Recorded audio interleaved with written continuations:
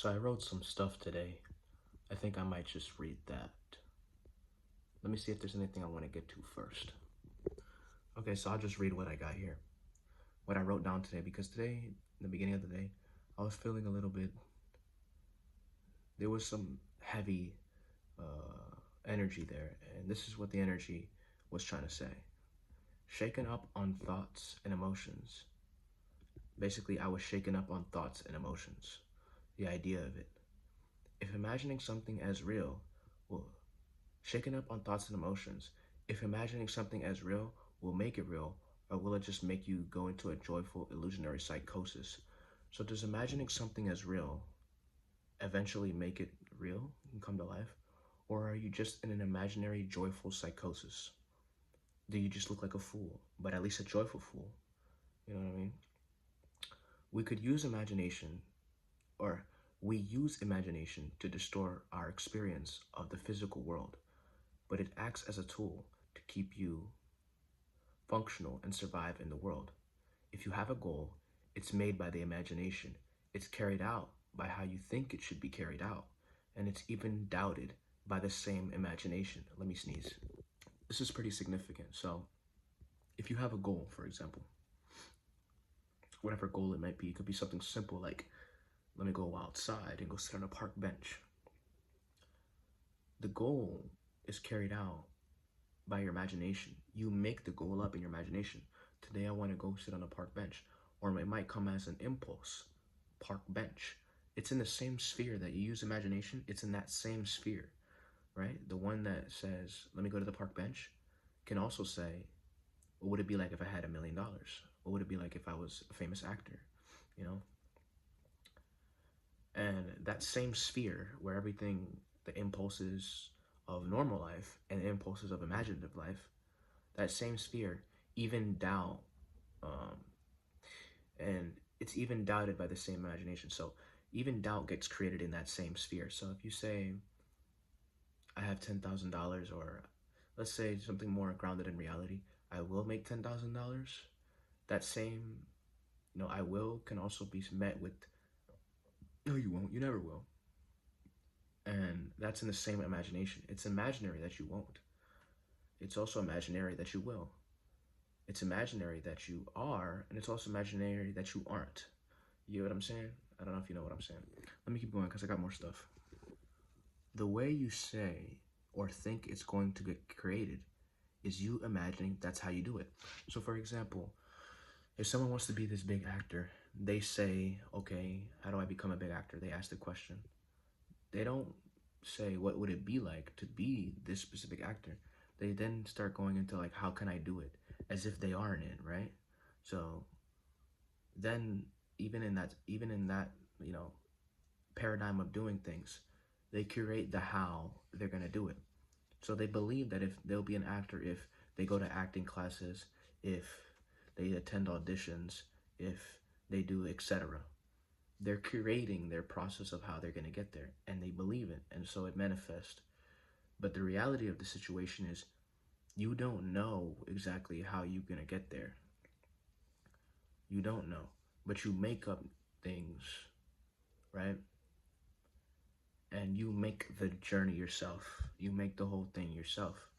But the thing is, there is no one way, because you see every actor and actress had a different way coming up. It was not the same.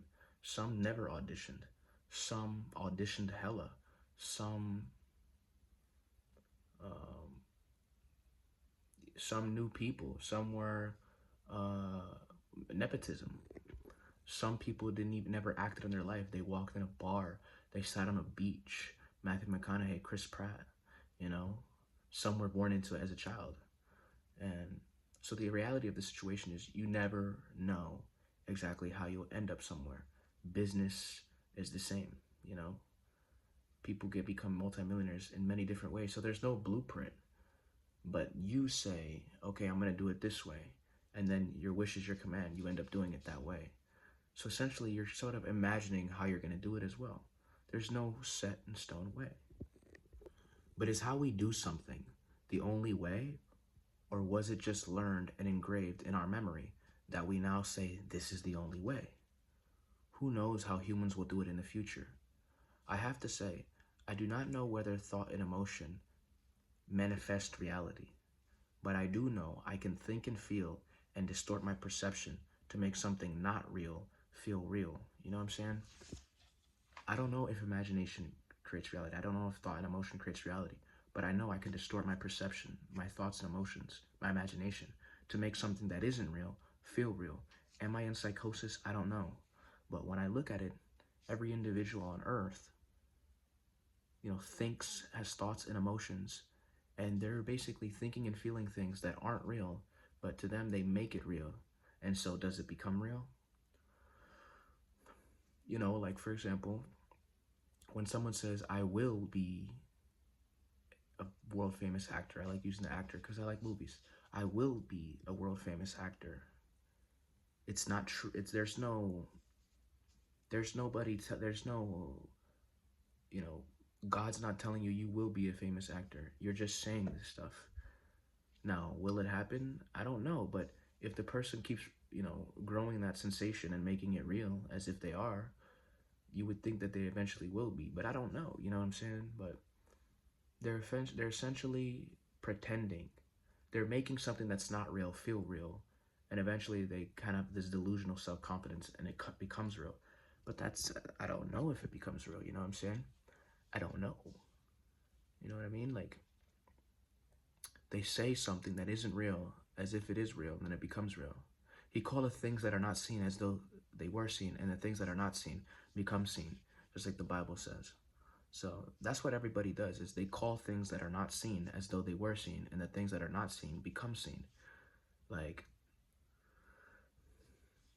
but it's funny because it's still 50-50 at the end of the day. Like, you can go into something with the idea that it's going to work out and you're going to be successful, and you could miserably fail.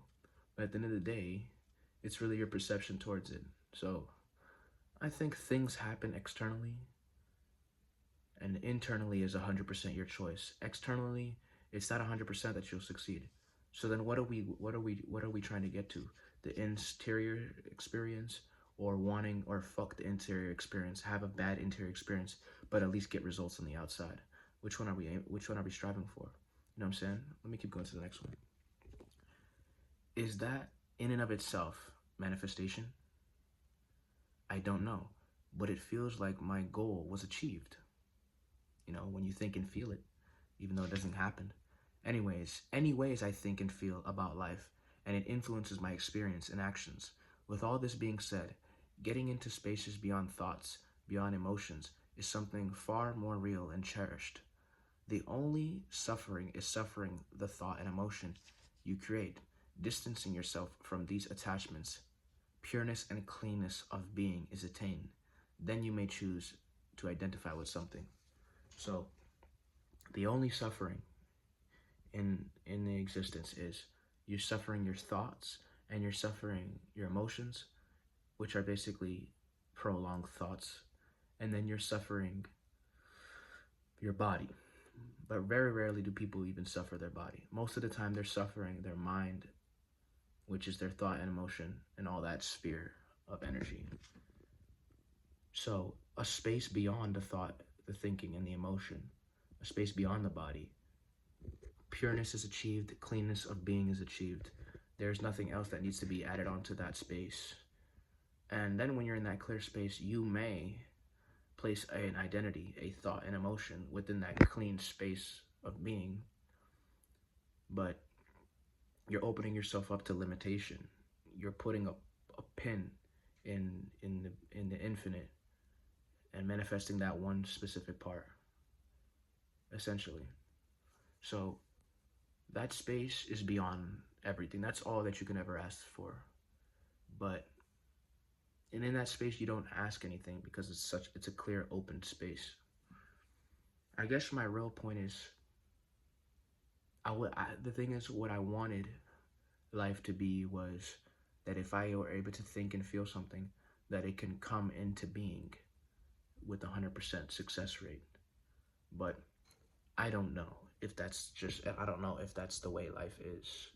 But I know that you can think and feel something to be real. You can think and feel something that's not real and make it feel real. And you can do that with 100% success rate, that I know. But will it manifest into a physical form? I don't know. Not some hallucinogenic thing, something that the whole world could see. Will it manifest? I don't know. And it's something that I don't know, but it's something that I'm wishing that the answer will be opened up to me eventually. First things, or most important thing though, the space beyond the thoughts and emotions. I forget about it because you get so invested into the process of creation, into the fluctuations of life, that you forget that the real peace is this space beyond the thoughts and emotions. You can't describe it. You just have to be in it. You get in it by, there's many ways to get in that space, but it's the space that doesn't think, that doesn't need to think, that's just pure as it is. It doesn't judge, it doesn't attach, it's just bam. You know what I'm saying? And in that space, you become aware of something, and then you're identified, and then you begin to experience quote unquote suffering. And yeah, that's all I have to say.